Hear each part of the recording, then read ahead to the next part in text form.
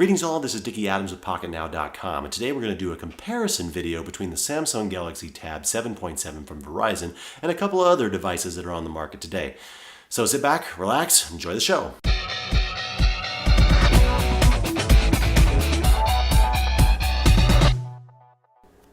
So we have here the side-by-side text comparison between the Kindle Fire over here and the Samsung Galaxy Tab 7.7 over here. And as you can see, well, it's a little difficult here, but from my view, the brightness in the background here on the Kindle Fire, this area here that you would expect to be black is actually kind of a dark gray because of the side lighting, whereas with the Samsung Galaxy Tab 7.7, the space right above the text here is just a really deep, rich black. The text color here, the Samsung Galaxy Tab 7.7 from Verizon, the text is noticeably more blue, a little bit brighter. Whereas with the Kindle Fire, the text is kind of a yellowish pink tint, and these are both at full brightness between them. Really, as far as the readability between them, I have to say both are very good, although the Samsung Galaxy Tab 7.7 does have that dark black background, looks so much better. I'm going to go ahead in here to the settings, and I'm going to turn the brightness down to the lowest levels.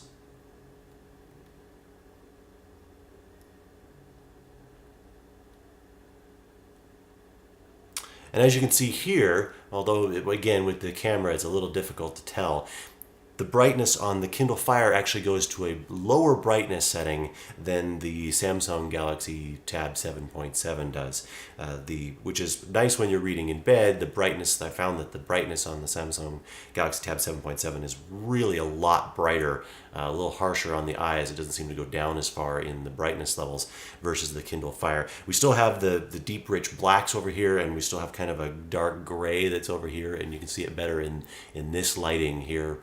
This kind of grayish background versus the black. Readability is still the same between them versus large fonts or small fonts. I kind of set them the same, but otherwise it's pretty good. As far as speed of changing pages, they both seem to be fairly quick. As you can see here. Obviously, we're not in complete sync with the pages because the Samsung Galaxy Tab 7.7 does have additional text down here at the bottom that we're not seeing on the Kindle Fire because of the differences in the screen size. Otherwise, both are very good for reading and seem to be very solid for the use of ebook reading in this case.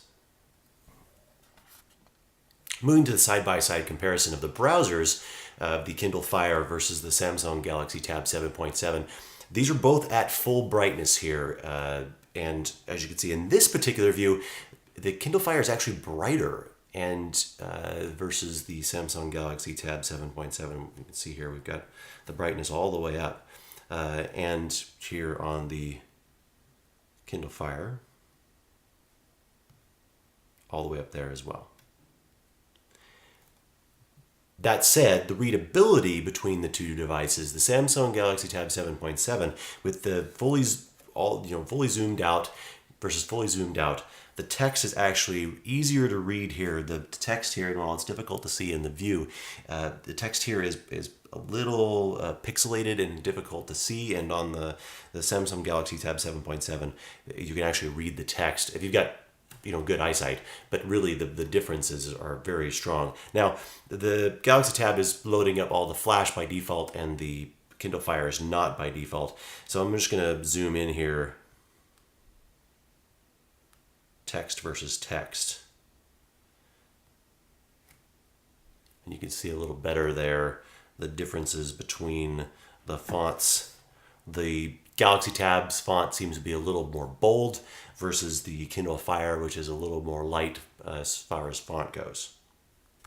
As far as screen size goes, you can see that the Galaxy Tab 7.7 is a little wider and a tad taller in screen dimensions than the Kindle Fire here. And then compared in thickness, obviously the Kindle Fire is going to be the loser in this, or the thicker of the two in this situation, although I don't know that I would call it necessarily the loser in the situation. I'll explain that in just a minute. Between the two devices, of course, we've got some noticeable advantages on the Galaxy Tab 7.7 side. Namely, it's got the LTE 3G capabilities. It's a little thinner and lighter than the Kindle Fire. It does have a front-facing and rear camera, although they're not very good. But the price difference is pretty noticeable as well, whereas you've got, for a couple $100 for the Kindle Fire, and then you're looking closer to $500 with a contract for the 7.7 tab here from Verizon. As far as in-hand feeling, I really still prefer this size form factor, the Kindle Fire, and the way that it's weighted and balanced, and it just sits in your hand very nicely. You barely have to rest your finger on it to keep it in one place, which I really, really like. Whereas with the Samsung Galaxy Tab 7.7, I feel like I have to kind of grip the device or it's going to fall out of my hands. And when it's out here and I'm reading from this angle, I'm feeling like I'd have to rest my thumb someplace to grab onto it, versus on the Kindle Fire, if I'm reading out from that far away, it still feels very balanced in my hand and it rests nicely against the meat of my thumb pad here. It still sits very nicely in my hand in comparison. What about the differences in the processor, you say? Does the one faster than the other? Does the difference in the RAM really seem to matter? Personally, I think we're getting to the point with Android devices that the chips that are in it and the amount of RAM and the amount of processing power doesn't matter as much as the experience. And since the Kindle Fire was updated to its newest firmware release, it skips right along very quickly. The scrolling back and forth here is very fast.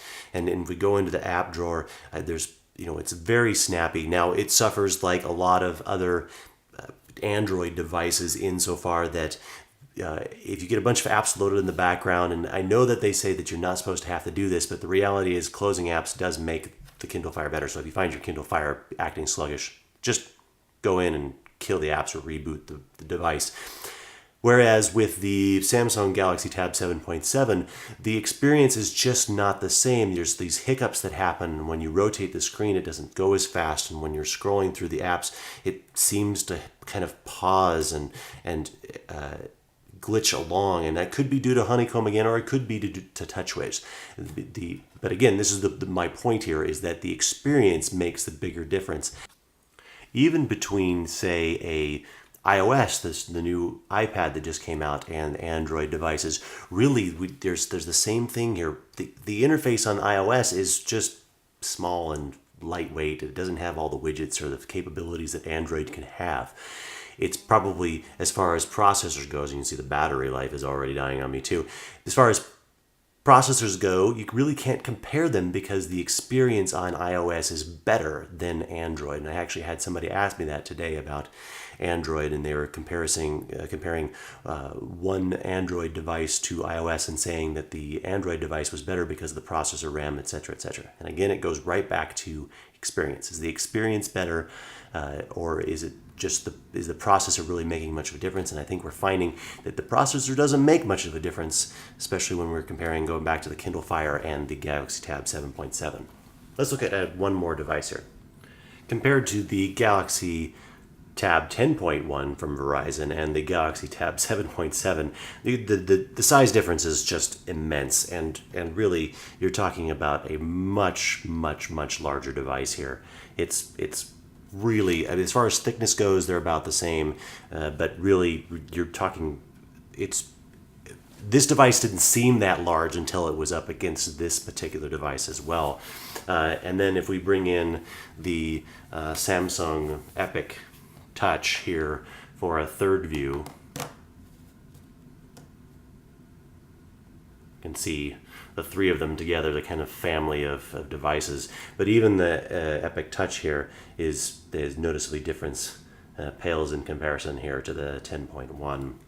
As far as capabilities between these two devices, really, we're both at full brightness here, and the gray down here is not as rich and crisp as the gray down here on the Samsung 7.7. Really, it is just about, they're both running honeycomb here, and frankly, between the two of them, I don't find a whole lot of difference between, as you can see there, the rotation speeds are really suffer from the same issues, which makes me think maybe it's more of TouchWiz than, say, Honeycomb. But Honeycomb does have its own issues as well.